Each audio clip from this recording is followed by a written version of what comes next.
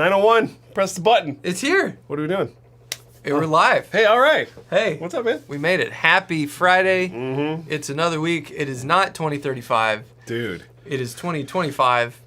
And if you got my email asking you to wait 10 years for this live stream. Yeah, it better be a really good one. I mean, by that time. When we do the live stream on that day, we'll remember this.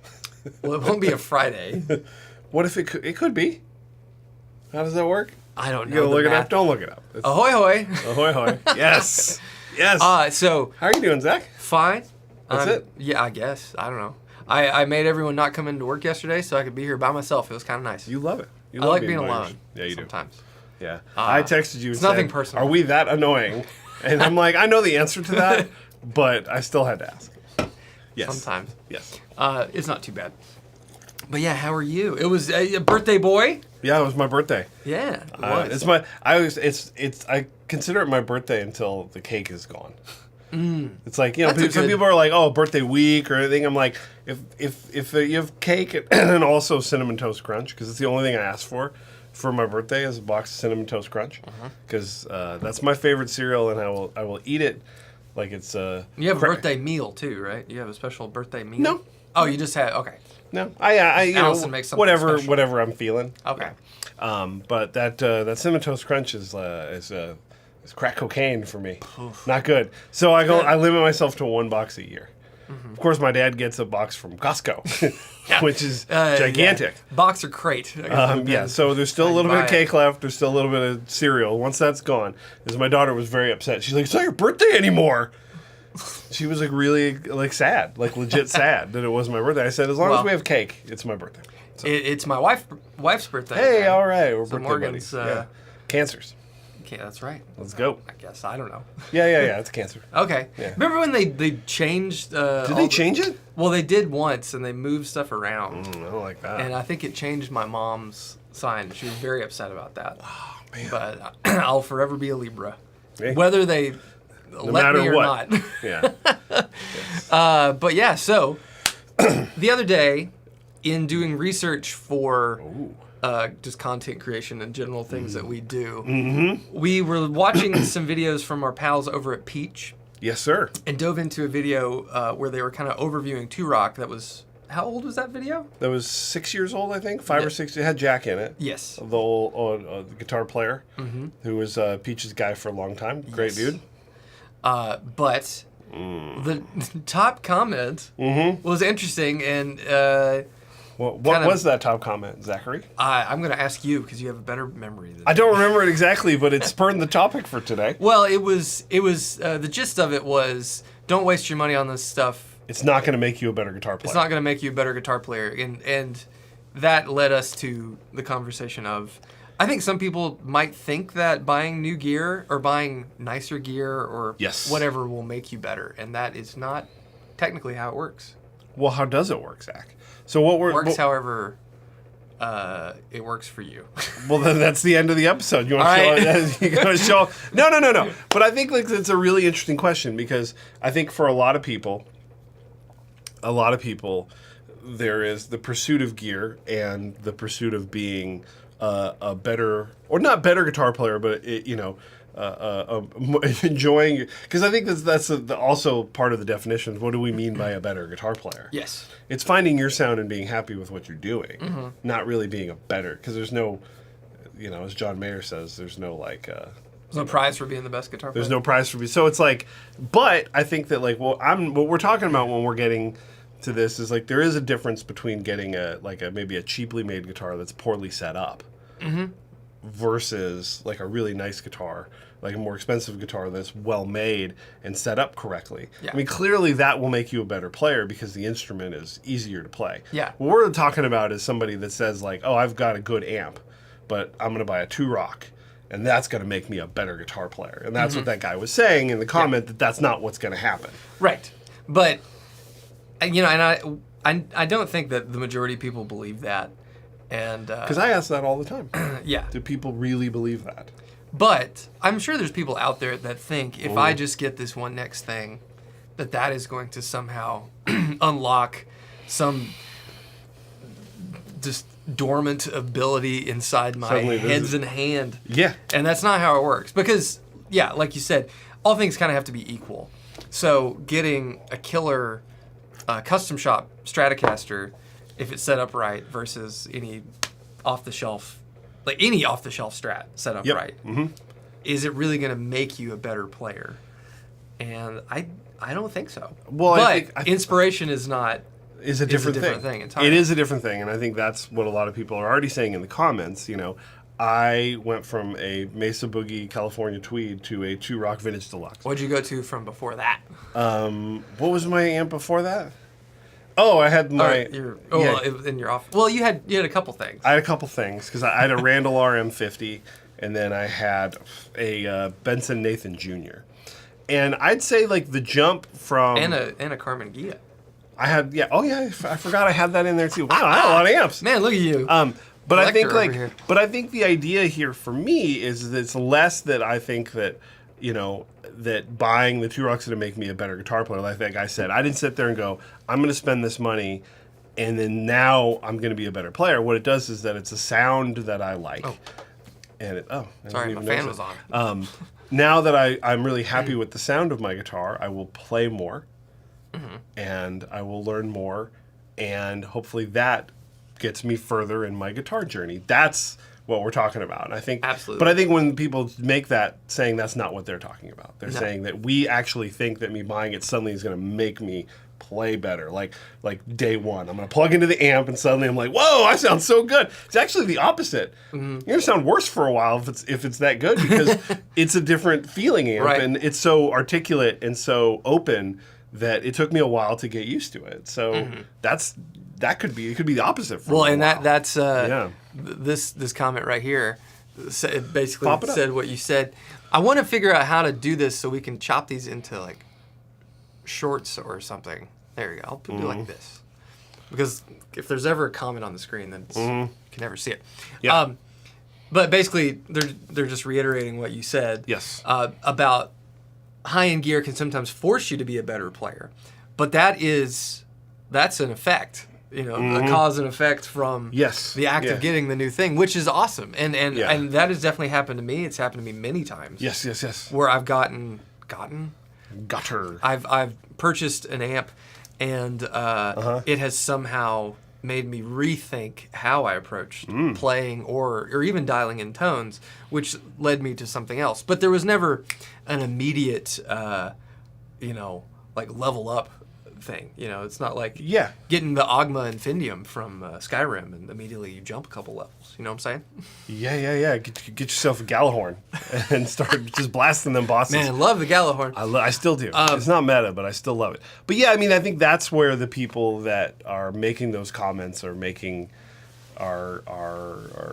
making a mistake there. Is like it's that causation, and it's versus correlation, right? It's the idea that like that there's like, and it's not every player that's going to do that. Not every player is going to buy a new piece of, and it doesn't matter which way it goes, right? It doesn't have to be necessarily a better piece of gear. It could unlock it. I could have this amazing collection, and then I get what's considered like an inferior, say, like Gretsch style guitar, or and that could unlock something in my playing because it's not something I'm used to at all. It's like, you know, kind of sitting there and saying and qualifying it based on what we all consider to be better gear is also kind of a misnomer too. Oh yeah, it doesn't. Yeah.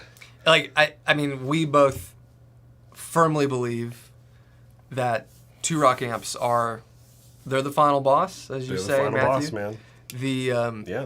The creme de la creme, the way top shelf as it gets. The way I explain it to customers is that I think that like your tone search may vary. Yes. The idea of what you want may vary, but I don't think you're going to find a better amp than 2-Rock, right? As far as how it's made and how it sounds. You could say like, that's not for me. I'm not into that, but it's hard to say that there's anything that's overall as a package better than 2-Rock. Right. Agreed. That's what I mean. But it definitely is not for everybody. Not at all. Sure. Because I've heard people play them. And admittedly, sometimes I play it like mine, and I'm like, this is not what I need right now, and I have to plug in the Soldano, and it's like, sometimes you need something completely different. And if you're a person that plays that kind of thing, I mean, like especially if you're a heavy guitar player, there are amps in the range that can do it, but you're probably not going to come to high voltage and like plug into any Turok and be able to chug the way you want to chug. Oh, no. That's how you play guitar. Yeah, I mean, and part of my journey to getting to like Tweed style amps was like sort of realizing that like I actually didn't really like playing like that. Right. I needed some sag in my life, and that was important, and I never really thought about it that way. I mean, we're getting to that age where sag is coming for us. Like, we don't have to go looking for it. I got a lot of things I wanted to say. I think June, my daughter June, has expressed interest in watching this now, and so I watching our live stream. Yes. Oh, okay. I might have to clean it up a little bit. It is summer break. Yeah. We do. There was a couple questions in here. Oh, there's a lot of questions. I saw one from. We got tagged. Although it's really annoying because in the program or in the software we use to stream on YouTube itself, it'll highlight it. But in here, it does not. Actually, does it not do that, or just super chats at the top? Oops. Nope. Oh, okay. I wish it did put those at the top. We had a Seymour Duncan. Oh, here it is. Bry Guy 73. He asked me to settle a bet. Are Seymour Duncan Antiquities just relic versions of the regular pickups? Example, Pearly Gates versus the Pearly Gates Antiquities. So, do you know the answer to this, Matthew? Nope. I should, though. I hear you talking about this all the time, and we sell this stuff, but I think there is some other differences. There are totally other differences. So yeah, I know that. Could I say exactly what they are? No. Right. Yeah. So for the most part, if you're looking at something like Antiquities versus anything in the normal Duncan range, the closest thing would be Seth Lovers. So both of those are not potted. Yeah. So the majority of the specs are kind of the same. They are indeed relict, but also most Antiquities they use they like degauss the magnet, so they make the magnet weaker, like it has existed for 60 years. Oh yeah. A lot of the Antiquities are custom. They're their own pickup. They're not like there's not a 1-to-1. They're not an Antiquity version of the core line. No, and I mean you can order stuff and. To be Antiquity level, which is just aged. If you called them up and said, "Hey, I want Pearly Gates and I want them Antiquitied," they would just relic it. But if you go to the custom shop pickups versus the standard production pickups, you can do everything different. You can change the pole screw spacing, if they're potted or not. You can even ask them to change the magnet. The legs for the base plate, everything. So the custom shop from Duncan, which we can do at high voltage. If there's any like Duncan pickup that you want and you want to spec it out a little bit different, we can do it. There's a little bit of a lead time. We'll do it though. And they're not cheap. Although they're not crazy money, but we can do it. We can spec it out, and you can have myself kind of walk you through the process of what might work best for your guitar. But there you go. That's how you win that bet. No, they're not exactly the same. All right, what do we got? Gear, inspiring, controversial. Oh, Mark, I like this. At the end of the day, this is just supposed to be fun, right? Yes, and that's true. And ultimately, that's what all these things have to do for you. Whether it's a pedal, a guitar, an amp, or even just like little innocuous things, like having a pedal board you like. Yeah. Like those things... Or getting the right picks. Yeah, the strings. Like it's all about having fun and making the instrument be the thing that... Oh my God, Vince Miller emailed me and asked me a question, and then now he just asked it on the live stream. Where is it? Right here. Oh. I totally forgot. I'm sorry. Zach kicked me out yesterday, so I couldn't remember to ask him. Do we have any replacement covers? For... Antiquity P90s? What do we have in stock right now? Yeah. For soap bars? I think for the soap bars, I'll have to measure the pole spacing. But I don't think the covers... Oh, no, they are different. I'd have to check and see if I can get just the covers. Yeah, because we don't have any extra, right? Because we only get... I actually have a set of black... I think they're right here. Oh, really? Black Duncan Antiquities. Oh. Wait, is this them? Are they right here? Oh, no, these are the cream. But I think I had a set. Oh, wait, no. I don't know. We'll circle back. We'll circle back, Vince. Sorry about that, brother. Yeah. Good idea asking on the live stream if you want an answer to something. Cause We'll see it. Okay. Interesting. Whodunit Pros. The 2-Rock I have is so high fidelity it hurts my ears. Great amp, but I get ear fatigue, and I don't play it as much. Don't be afraid to turn those knobs. You know, my Vintage Deluxe has a lot of bass, especially with the 15. Dump the bass. And just dump it. I dump the bass. I plugged it into some different cabs yesterday, and it was kind of like overtly bright into that Soldano cab right there, which has Vintage 30s in it. Mm-hmm. So I just turned the presence off, and then like everything kind of softened. So I think it's funny when you get gear that is that level. I think a lot of us, or at least, I mean, I don't know, maybe I'm putting my own thoughts on everybody, but I feel like a lot of us just assume, oh, if it doesn't sound perfect at noon or close to noon, then somehow it's not the thing for me. Oh yeah, I mean that is something I bring up constantly in the store. Is that like don't be afraid to dump everything and try the knobs out. And if you like the way the amp sounds with like all like 3 all the way up or all the way down, your whole thing, it doesn't matter. If it sounds good, it sounds good. And don't be afraid. Yeah. Don't be afraid to do that. But speaking of fidelity like that, you know, I used to work at Lawler Pickups. And the amount of times that somebody would order a set of pickups and then call us or email us afterwards and say like, oh, it's so bright. Oh, and I'm like, you mean you can hear your guitar now? Because you put in good pickups and there's some actual like, and I'm like, and also you probably changed your strings for the first time in a long time. And that's probably really what you're hearing is that you have new strings on your guitar. But the amount of times that would happen and they would describe it, and I'm like, it's because either the pickups that you had were really bad, and also you changed your strings. And it's like, or also like sometimes you have the wrong values on the pots or the caps. That can happen as well. But you know, that was always fun. The amount of times that you get those. It's a process. I think like the changing strings on a guitar is one of those things that I think gets often overlooked in how much of a not just an improvement. I mean, maybe improvement's the wrong word, but how much of a tonal shift can happen whenever you do that. Yes. Because you're like, man, my guitar just sounds kind of dead. What's wrong with it? And then you put new strings. You're like, oh, it was just my strings. It was my strings were dead. Because even if they're not crusty and gross, they can still sound dead. Yeah. Absolutely. Okay. Not happy with the pots in my R7. Not a lot of range. Recommendations. What year is your R7? If it's an older one, it needs to be rewired. So you could look at one of the Emerson kits from us here at High Voltage Guitars. I think we have one left of the vintage style kit. We've been blowing through those, man. Yes. It's been really hot last like 2 weeks, so I kind of forget how many we got back there. And yeah, but otherwise, just let us know. Shoot us an email. These things are kind of hard to cover in a comment section, but 2018 should be good. Yeah, it may just have weak or like low value volume pots. So yeah, I would probably try an Emerson kit. Yeah, I think we have one of the vintage style left with the bumblebees. So check it out.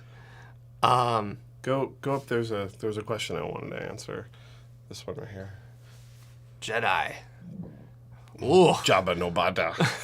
They want a Wonka. I am on an 80s thrash kick for when I'm at the gym. Do you dudes have any album recommendations? Do you want something that's like not obvious? Because like, you know, you just listen to the first 4 Metallica records, right? And you're pretty good. I mean, what else could you get? You get into like, got Exodus, Testament. You know, obviously Anthrax, Megadeth, Slayer, all the classics. Any new stuff you listen to? You know, what's new thrash? What would be new thrashy? Power Trip. Okay. Do you know those guys? Nightmare Logic. I mean, this is. I should hear it. Let's do this. That's like that's probably my favorite newest. Like the lead singer of the band passed away a couple years ago, but they have 2 records, and Nightmare Logic, that one is probably my favorite. It's a little more modern singing, but that is pure unadulterated thrash. So anybody else in the comments like listen to more modern stuff? Yeah, more modern thrash. Yeah, thrash metal. Yeah. Let us know. Old Motley Crue works. I like Too Fast for Love. That's pretty good. I can't like Shout Out the Devil. Those two, I like those records. Yeah. What's the singer's name? Vince Neil. Vince Neil. God, I just can't with It's him. all the Vince Neil. I can't do it. He just Power stinks. Trip. So anybody else has, I'm sure the comments with other people that listen to newer stuff will help out a little bit. Caleb. I visited the store last... Here, let's put this over my shirt. It's easier to read. I visited the store last Saturday. Loved the store, and Matthew was awesome. Hey, all right. That's why I get to pay the big bucks. Woo. Typically play through plugins and use headphones. Playing through the Two Rock Bloomfield was eye-opening. Yes, it is. It is. It can be eye-opening and eye-watering. It's loud. Yeah. It's loud and that price. But, final boss. But yeah, it's fun. It's one of my favorite parts. One of my favorite parts. It is... The whole reason for the store is people coming in and getting to play this stuff for the very first time and seeing their reaction is super fun. I love it.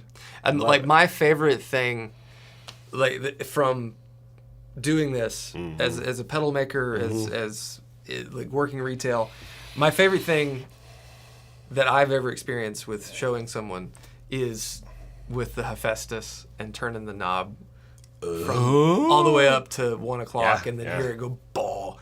And everyone just goes, whoa! It's so cool. I love this thing. It's fun every single time. So, should we... Show your guitar. Oh. You want to do that right now, or do you want to do something else? No, that's good. All right. So, was it last week? Had I already purchased this? I bought it. I don't know when I bought it. You think you maybe told the people about it, but it came on Monday. So you've not shown it off on the live stream. People could see it right now. It's right there. It's in the room with us. It's right there. Go show it off. So, I did a thing. You did a thing. And here it is. Oh, my knees have not recovered from Florida. Boink.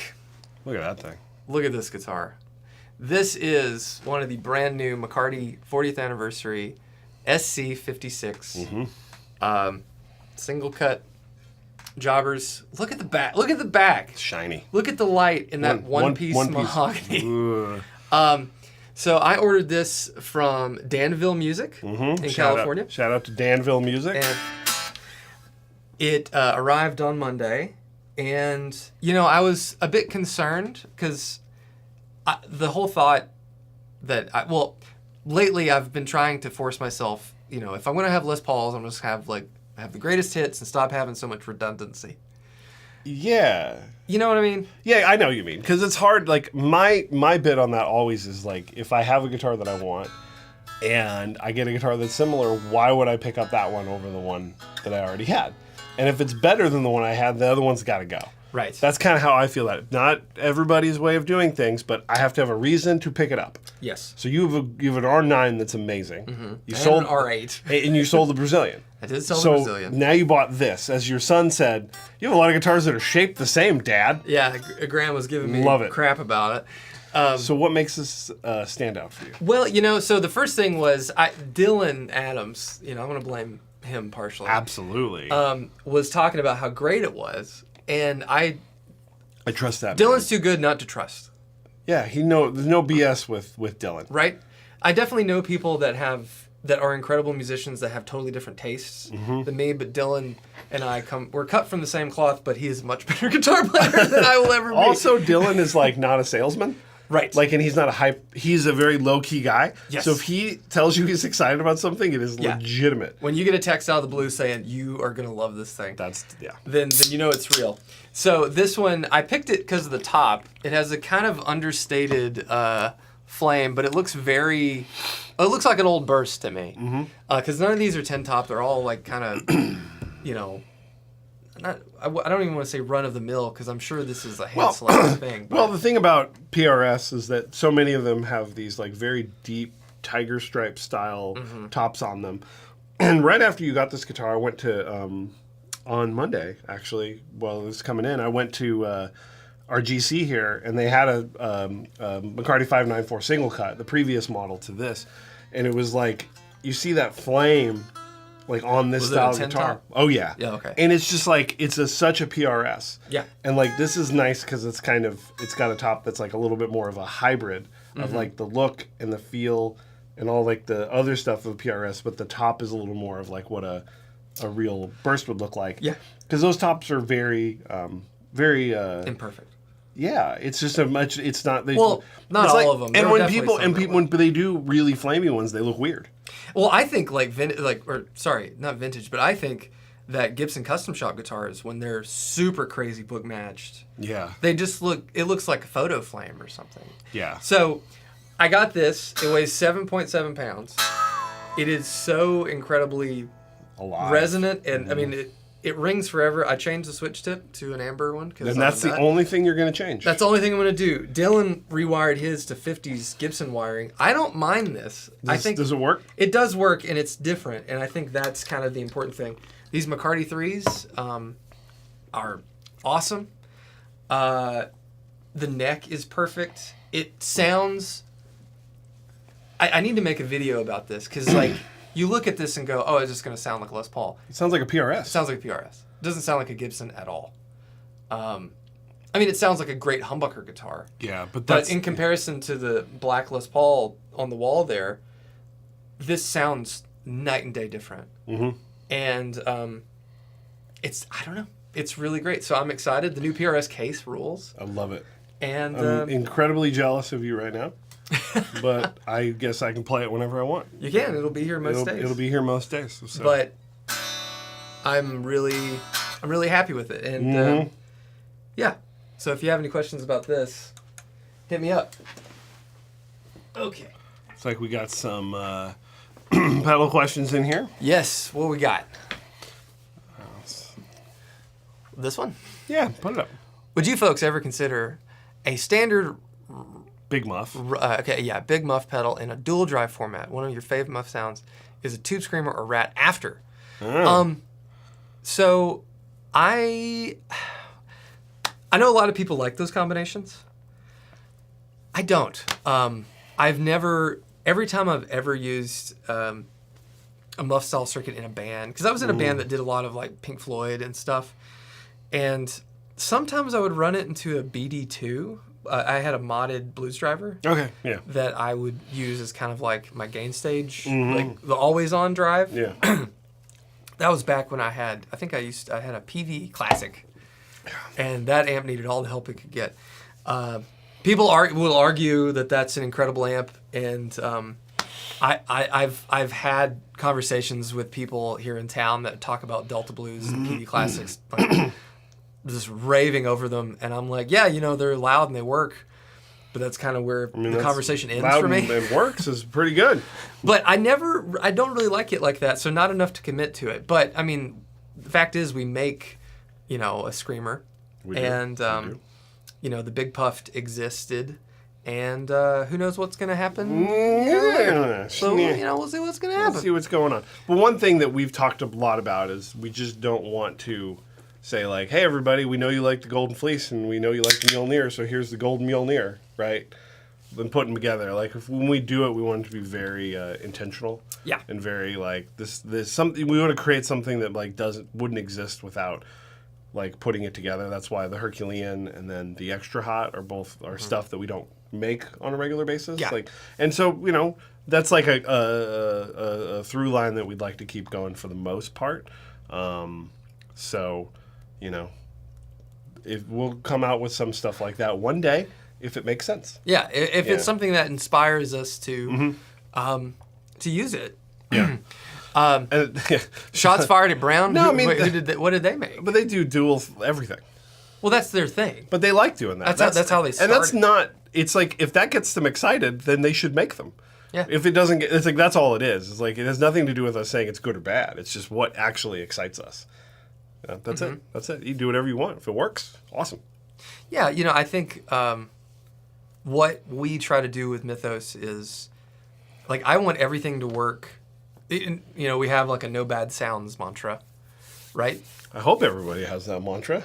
Well, I mean, I know, I'm sure that. Well, you said this the other day, and I think it's something that I think is really clear. Is that like sometimes when you're doing a demo for a customer, and you end up turning like a lot of pedals on. It's like pretty neat how it usually sounds really good. And even the Mythos stuff? Yeah, all the Mythos stuff. And I think it's like that's kind of part of it. It's like how many brands can say that you could put on a pedal board and pretty much turn on everything and have it still sound good. Because a lot of stuff is like pretty extreme, or there's very, very niche stuff, and it's not going to necessarily work very well together. And all the stuff that we have is really designed so you'll like them, so it'll sound good. And I think starting from that place is why the stuff really works well. Yeah. Yeah. Yeah, and I don't know. We get questions a lot about 2-in-1 drives and combining stuff we already make. And like I understand like pedal board real estate and wanting those stuff. But you know what's funny is like you would do that, and then you'd have someone's like, well, it needs an order switcher, or well, it needs, each side needs to be independent, or there's always those like as soon as you make it, you put it out into the world, and somebody is going to say, oh man, the next version should have this. It's like it's not even you haven't even tried it yet. Can the Fates do vibrato? It has a vibrato mode. It sounds awesome too. It is definitely, it's not, a very feature-laden vibrato, but it has speed and depth. Don't need features. It sounds great. What's the neck profile of the SC56? Is that pattern vintage? Yeah, pattern vintage sounds great. Oh, I like this one. Poop Soup 11. Whoa! That means there was 10 Poop Soups previously?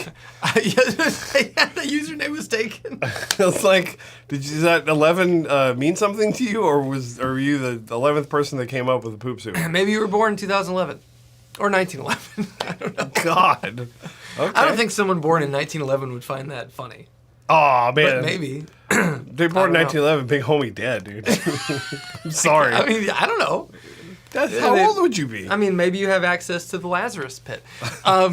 So I want the sounds of guys like Herring and Trucks who can crank supers on stage. How can I get that without being grandfathered in? How can you get the feel and the sound of a super reverb turned up? Just do it. No, well. Just do it. Who cares about your friends and your family? It's just so do loud. It. It's so loud. Oh my God. There are a lot of great pedals that kind of emulate that. Sort of break up and feel. Nothing we have has kind of got that black panel amp vibe. Really. Yeah, who doesn't? I mean, maybe like I'd say the Herculean would get you really close if you turn the gain down. Isn't that what the Janray is supposed to be? Maybe. I don't know. The Janray. I mean, the Janray is awesome. The Janray can do a lot of stuff. But the first thing I think of when someone's like, I really want the sound of like cranked Fender amps, I would think of Love Pedal. Because Sean, that's his whole thing, is doing like every permutation of cranked Fender amp under the sun, seems like. But I like every Love Pedal I've ever had, I thought was pretty cool and different. So, and occasionally on Saturdays they do like a sale. So shout out to Love Pedal. They need some love too. Pun not intended. Let's see here. Oh, it's a football reference. Where's Mitch Trubisky. Hey, Mitch had a good career. He's been around. He's all right. Let's see. People asking. Would it be weird to put a poker chip on the PRS? Yeah. Yeah, don't do that. Yeah. Oh, Jason. Cash money. I'd say it's Taco Bell money, but you're out on Taco Bell right now. It's been bad for you the last couple times. But it's, like the shells have stunk. Like something, they taste weird. Jeff. I'd say that's a feature, not a bug. But I don't know, man. It's a weird Talking about thing. being bad sometimes is part of the charm. All right. So, Super chat. Jason Sears, thank you. Came in late, but saw the topic. Wrestling with the complexity of some pedals. Love the sound of my Boss DM101. Mm-hmm. You got one? Here's one I prepared earlier. You ready? But don't want to learn it. Can complexity trump musicality? Absolutely. I think so. Oh, absolutely. Yeah, complex stuff can definitely be a dam to your creative output. I think like this is pretty tame compared to what exists out there. Like the thought of learning this and how this works is a much more, I think, reasonable feat than maybe learning how some of the more esoteric Chase Bliss pedals work, like using all the switches on the back. I will say that I'm on that side of things. Like I see that and I go just like I can't.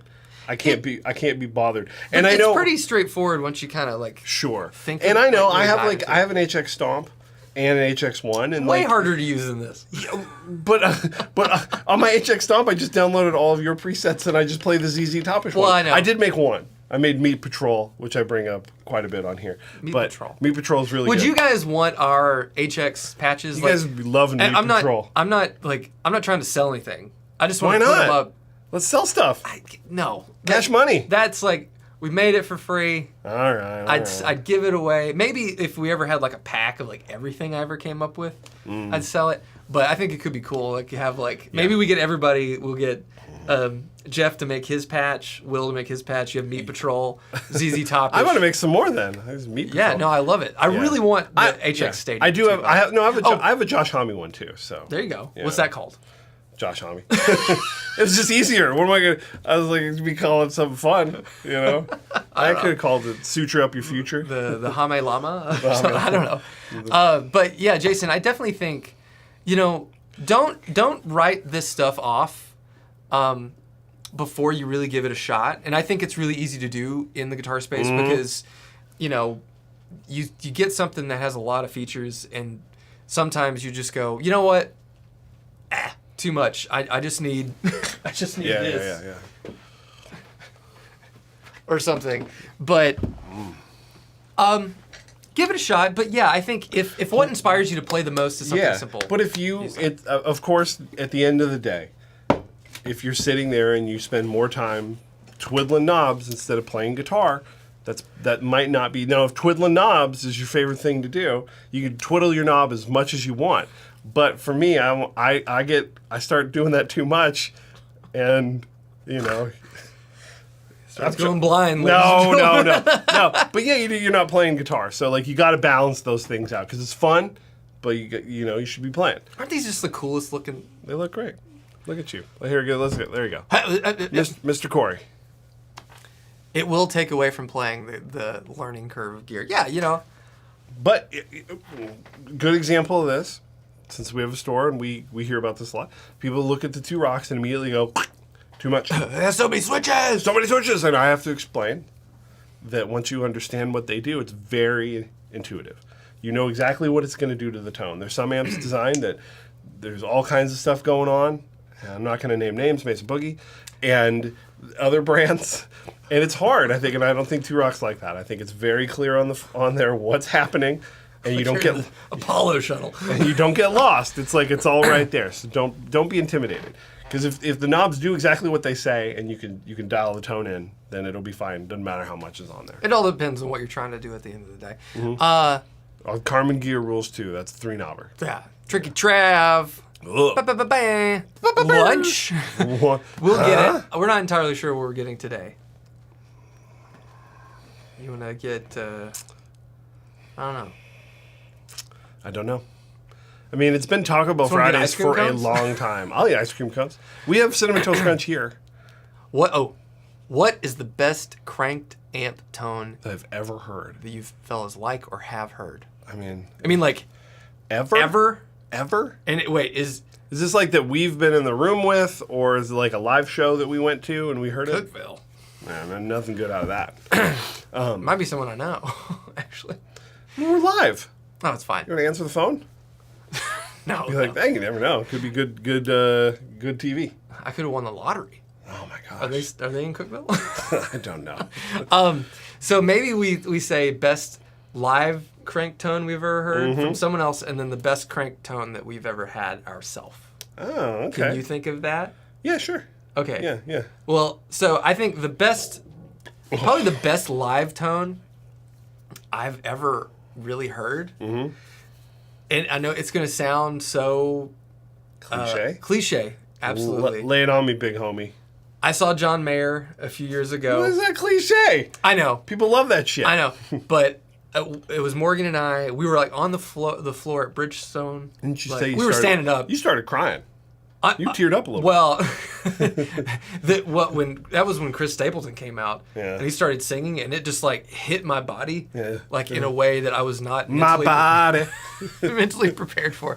But the show started, it's dark, and you hear his Strat, and I think he might have had an Octafuzz, And I was just like, and I like held my arms up. I was like, Morgan, touch my, like, and I was just goosebumped. Love it. It was wild. Do you have your favorite live? Oh yeah, absolutely. It's Who does?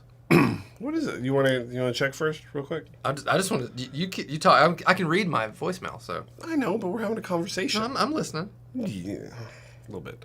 So for me, it's Jason Isbell at the Ryman, specifically the song "Overseas," which is one where he plays a Strat on there. Both Strats. And like I remember what's up with that? after the song came out, which was on Reunion, so it was 2020. That fall, he played it at the show. No, not the fall, because I think the Ryman run was canceled that year. It was 2021, and he played it, and I was like, right after the song, I was like, that's the best guitar tone I've ever heard in my life. Both it was Strats. Unbelievable how great it sounded. Yeah. And I was just like, it was just like immediate. You first note, and you're just like, this is that's the best sound I've ever heard in my life. It's so funny because psychologically, buckle up. Ooh. The place. See, college was worth it. Yeah. as my father would say, man, that's a $50,000 piece of paper right there. Yes, sir. I got off pretty cheap, all things considered. Yeah.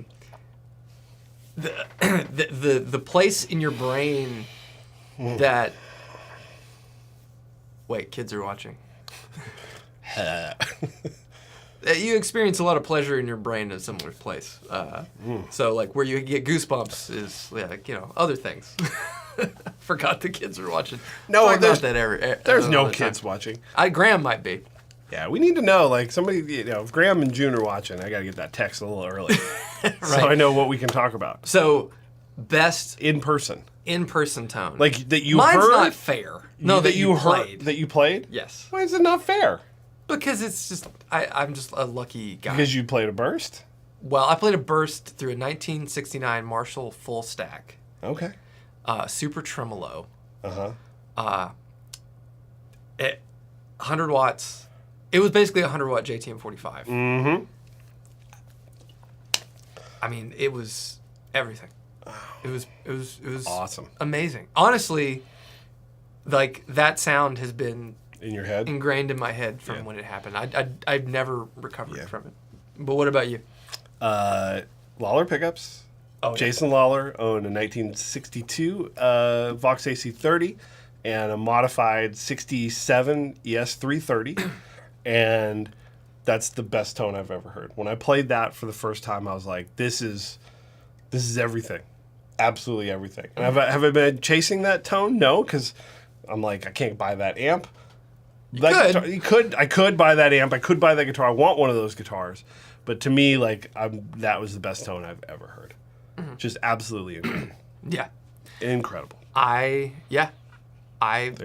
enjoy having those moments because, like, it's so funny, like, getting to play the gear that was on all those records and stuff and hearing it in person is so different. Are there still plans for a standalone one-knob tremolo based on the Lark? Where'd you hear that? I never heard anything about that. I don't know. Where do I think I would be if I became a psychologist? I would probably have gone into... pet psychology? No. I probably like education or something like that. I like helping kids. Kids are cool. The world sucks, so they need all the help they can get. They do. You're just a giver. Oh man, a lot of great tones. Oh man, hearing Eddie Van Halen at the Municipal Auditorium, Nashville. Man, I remember. What year was that? What tour? Just curious, Greg. Fair Warning. Oh, there it was. Fair Warning tour. So that was like 81. Cool. Yeah. The same tour as the Oakland shows that we see on the YouTubes. I don't know. Yeah, it's great. So, circling back to our title and our title topic. Look at you. Get the gear you want, but never buy anything with the expectation that it's going to somehow improve your ability. Just get something that's going to take you where you want to go sonically. Yeah, I mean, the goal is to play as much guitar as possible. Whatever purchase makes that happen. Yeah. Whether it's going to make you the sound that you hear in your head. It's going to inspire you to play more because it's a piece of gear that's going to allow you to play more. Whether it's, the HX Stomp or like if it's modeling, but it gets you to play more because you can plug in them headphones, that's a great purchase because you're going to play more guitar. There you go. Jamal currently desoldering a PRS semi-hollow and all its pickups and wiring. Pray for me, please. Oh. Yeah. Whew. I've been there, my friend, and it was a journey. I thought it's only going to take like 45 minutes. I think I worked on it for 2 or 3 hours. Like, get those pickups right, Paul. Nobody wants to do that. Yeah, That was interesting because they're the same ones that were on my special, but we liked them better in my special than we did in your guitar. Something about that solid body. I thought the neck in the hollow body too I had was good, but the bridge just didn't have enough. Because mine was a semi-hollow with a trem, and then yours was a full hollow body, so that's different enough. Mm-hmm. Yeah. B. Carpenter. Yeah. How does High Voltage evaluate trade-in prices? The same way most places do. It's a percentage off of what they actually sell for. They actually sell for. So you can actually, like Matthew showed me that there is a sold search. I cannot believe you didn't know that. Didn't we do this on the... We did it on the stream. Because that was a classic eBay trick. You could see what stuff sold for. I was doing it just because I was being a bitch when I was working at Novo. I wanted to see who was selling their guitars. So, But on Reverb, you can see what things actually sold for. There's the price guide, but the price guide on Reverb is pretty hit or miss. I feel like it used to be better. But they're... I don't know. Just use what things actually sold for. There's all sorts of blue books on vintage guitars. It always feels like by the time I think to buy one, it'll be time for next year's book. But using Reverb's sold listings as a barometer for what it's actually worth is a good way to think about it. And for us, we usually try to offer around 60% of what it'll street for. Yeah. But it depends on what you're trading for, too. And usually, historically so far, in the 9 months that we've been open, we have not done a lot of trade-ins, mostly because we're really small, so the amount of gear that we have, matters. We have to really want it. We can't take in too much stuff. And then also, revenue-wise, we don't make any money until we sell the gear that was traded in. For the most part, sometimes you'd have to pay a decent amount on top to get the guitar unless you're trading in for close to the same value. Yeah. But at that point, it's we need the cash to be coming in. So depending on what that is. So we have not done very many trades. Yeah. Yeah. Doing trades for new stuff, it's hard because then you're just you're not making money. You're just waiting to make money. And it works when you have a lot of moving parts, but when you're a store this size, really, how big is that front room? How many square feet? 300? Maybe 250 square feet? What's the front room, you think? Not that big. Maybe 300. Yeah, something like that. So, I didn't think sold listings reflected the actual sale price. Well, obviously we don't. If it's a somebody cut somebody a deal, you don't see that. But it's whatever it got down to, at least, when the sale was initiated. Yeah. Because it'll say that. And the price guide will kind of show, where things are moving, if it's trending upwards or downwards. And that's an important thing, too, because it's, not just the price of something. Is, do you think this is going to maintain at this level?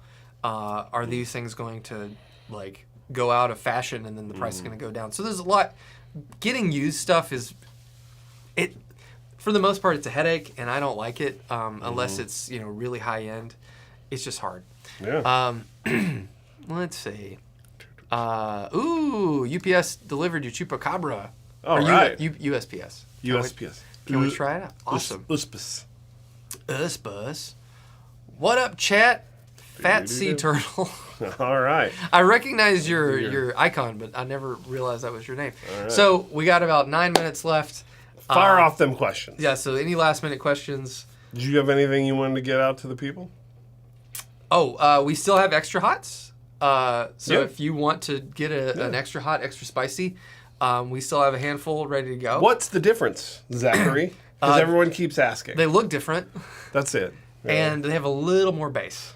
But it's we just wanted to make a fun color. There wasn't any sort of massive improvements or differences we wanted to do. Just a colorway swap, mainly. I mean, the base thing is going to become standard once these are, like... I mean, like, if Carter orders more after this last batch goes, then it'll become, like, the norm. Yep. Am I going to replay Breath of the Wild or Tears of the Kingdom? There's one you're going to replay, though. Wind Waker. I'm going to replay Wind Waker. I don't really care for those Zelda games. I've come around to that same conclusion. I wanted to. I think that they're great games, but they don't scratch the Zelda itch for me based on how they play. Yeah. And so the replayability for me is not... I mean, I like replayability in the sense of, like I'm going to go beat all those dungeons again. Mm-hmm. And that is not really how you play Breath of the Wild. You play like any open world game, you're just kind of farting around and doing whatever. I'm not super into that. I like Breath of the Wild a lot more than Tears of the Kingdom, personally. Really? Why? It seems so much simpler. Okay, fair. I don't like making stuff, but I did discover. So my son got a Switch too. He saved up his money and he decided that's what he wanted to get. Love it. And it's cool. Mario Kart's fun. It's kind of hard, but I've been playing Immortals: Phoenix Rising, which is an Ubisoft game, which feels very Zelda-like, and I actually really like it way more than any of the past Zelda games. I think you would really like it. I know. It's genuinely kind of funny. Everybody has like a really funny Greek accent because it's all the Greek gods, and it's like it doesn't seem like complete caricatures, but they're leaning into it, and it's fun. I really enjoy it. A lot of talk about making some baklava. Yeah, maybe. I don't know. Have I ever played a deco? Yes, here's my deco. Sounds good. Where do you put it in the chain? I would put it at the end. And I actually really like it in an effects loop, because then you have all this time stuff, and then you have the saturation, which kind of like gives your amp, especially something like the Soldano, like a little bit more of like power amp compression. So if you have it quiet and you want to feel a little spongier, you can do that. It's pretty neat. It does make it loud though. Settings for the Flint. Everything sounds good. I use the... I'm a harmonic trem guy. And what reverb? Do you like spring, plate, or hull? I think mostly I use spring. I like the plate. I like that sound. I don't use it for the reverb too often because I'm just using the reverb on the amp. Yeah. But mostly it's for the trail. Have I revisited the Metallica Nashville show on Nugs? No. You should. I don't. It's fine. Watch it again. You're like, I was there. Yeah, I don't have to. I heard those songs. It's in as much as I enjoy like watching the live videos on like YouTube and stuff, if I'm going to listen to Metallica and I want to listen to live, I'd probably rather listen to the older stuff. Just, I just prefer it. Are you ready, my friends? Creeping death. You got to listen to that one. Oh man, used to camp at Virgin Falls. Yeah, I know that place. I remember seeing a Bad Cat on the website. Yeah, so some stuff we just buy things outright. I'd much rather just buy gear than trade. We have done that. We bought stuff. And it was a cool amp, and a gentleman bought it. I think I was in Chicago when that amp got sold. That's right.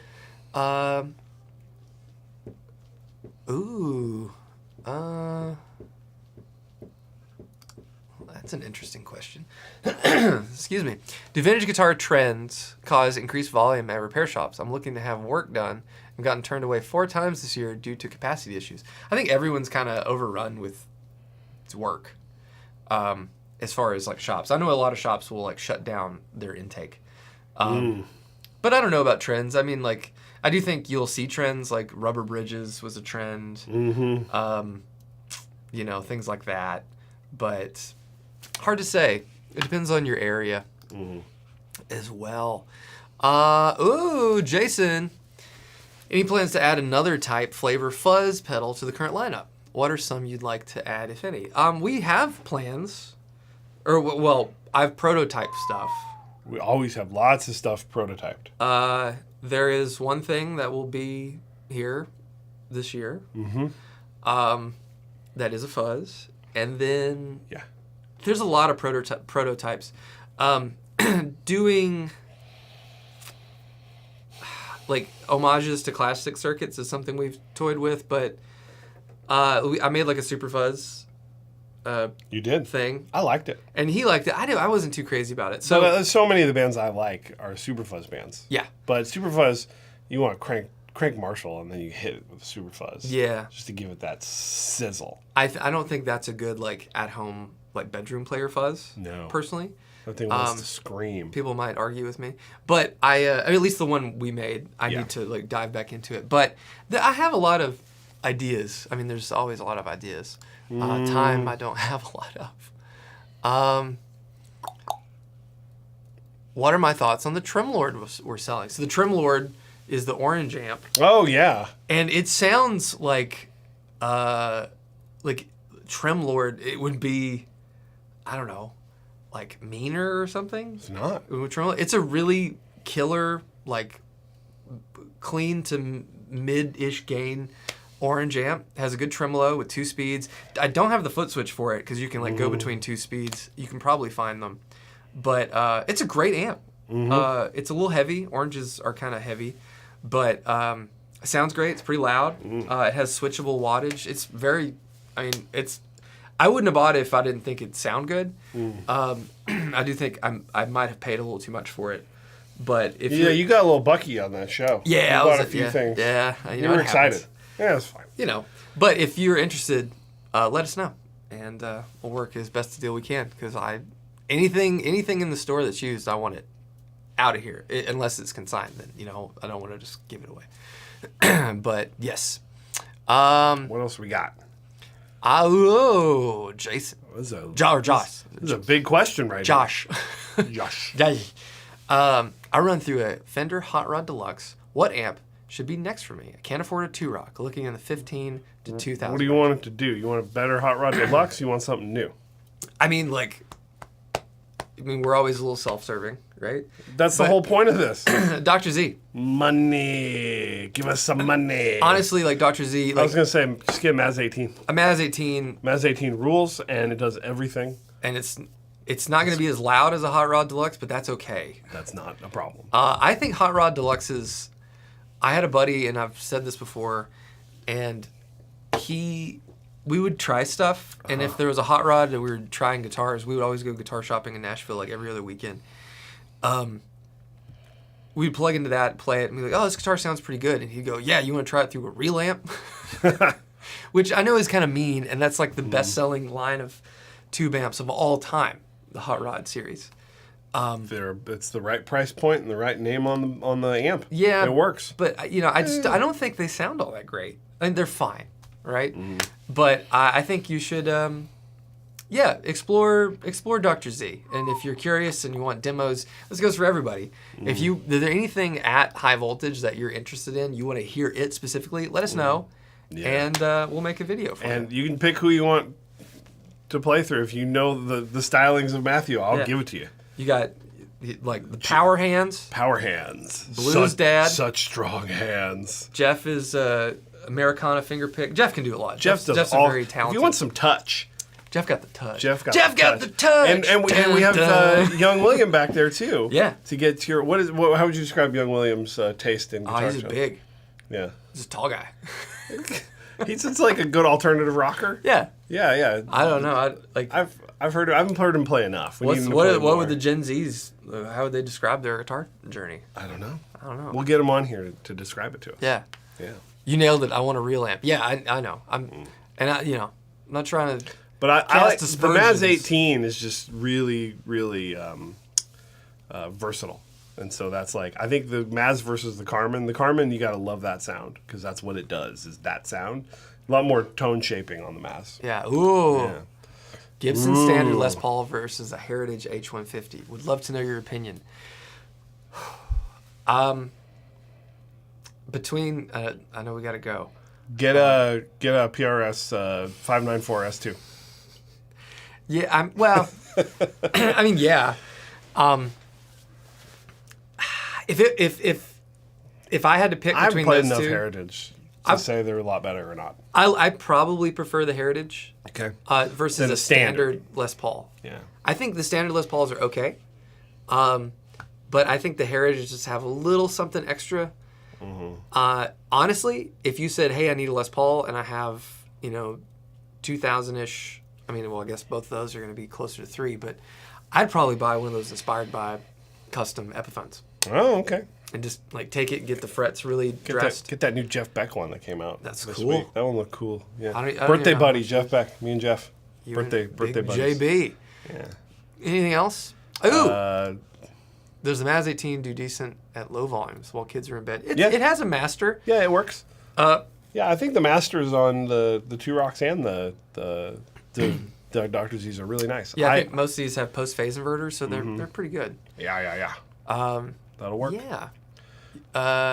Dave Rustad is trying to sell that Mesa Cali Tweed. Yes, that's a good amp for the price. It's a great amp. And it's a great amp. I loved it. I mean, I went Two Rock just because I heard the Two Rock and I couldn't go back. Yeah. But I love that Mesa. It was the first time in so long that I felt like I had an amp that sounded like me. It was great. And the Two Rock Burnside, if you're looking at Two Rock, that is an absolute stunning amp for the price. But no master. No master. That thing cooks. It's very loud. To sound best, it needs to be kind of loud. Yeah. The problem with that is that if I'm doing the Two Rock like world tour and we get to that amp, then suddenly like everything else you play gets turned up louder because you kind of goose that one so the customer can actually hear what it sounds like, and then everything starts getting really loud. So.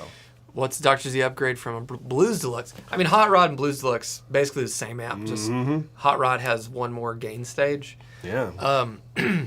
Same answer. I mean, any of the Zs are really going to be, like, from a fidelity standpoint, from a, response standpoint. Yeah, the cabinets are really well made. Yeah, they're not very heavy. They're not heavy. They've got a good punch to them. The only thing that gets confusing about Zs is there's so many different permutations that sometimes it's hard to know what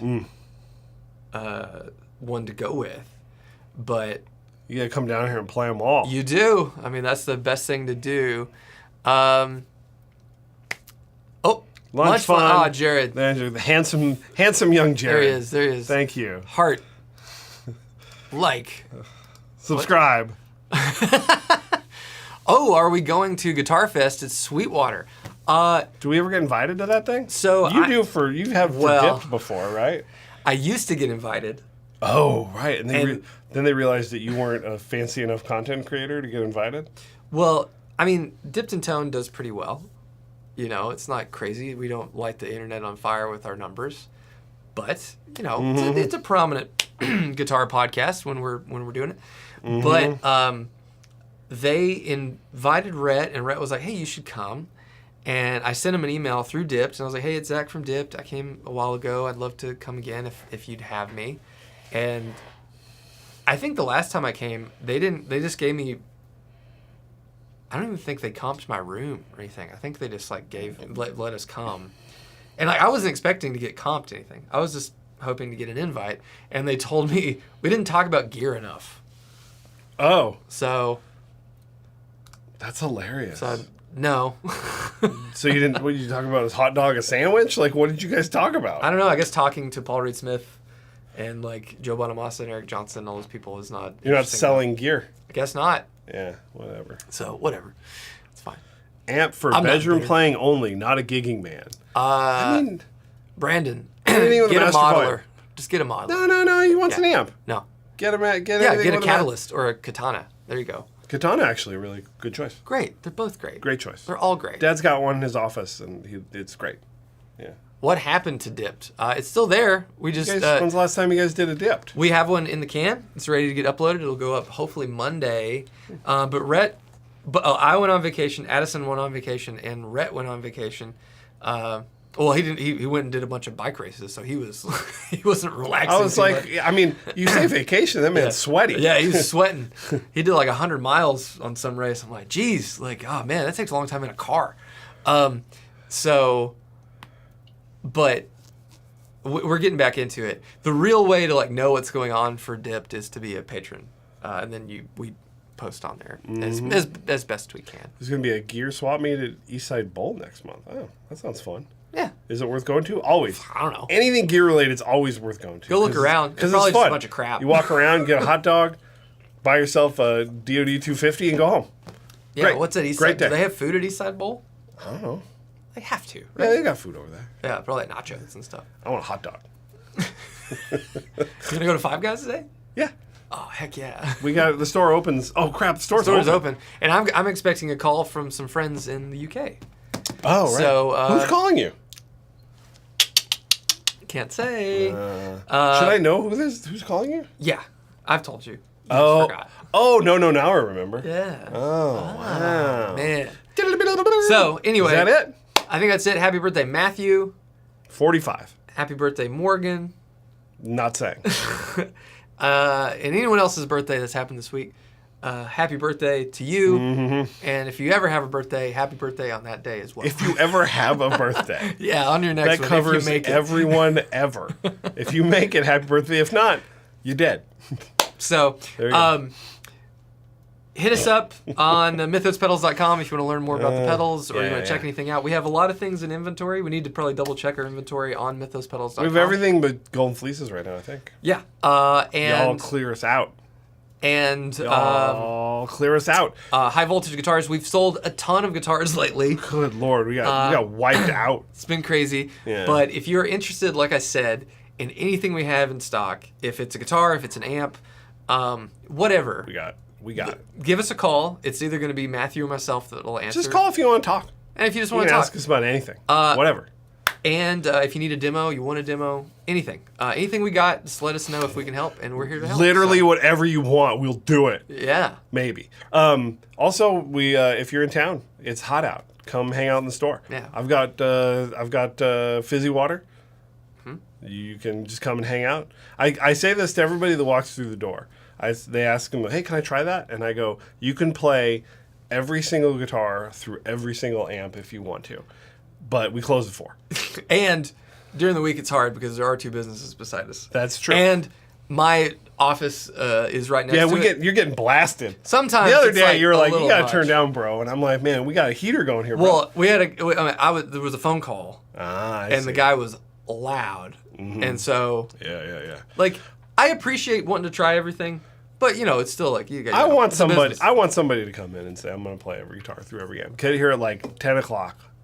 How long do you think it would take? How long do you think it would take? It depends on how long you tried something. I could try something. I could try everything in the store pretty quick.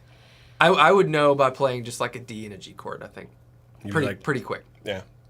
Yeah. Be like, yay or nay. I'd A chord for me, that's it. All right. Just give it a little Pete Townsend.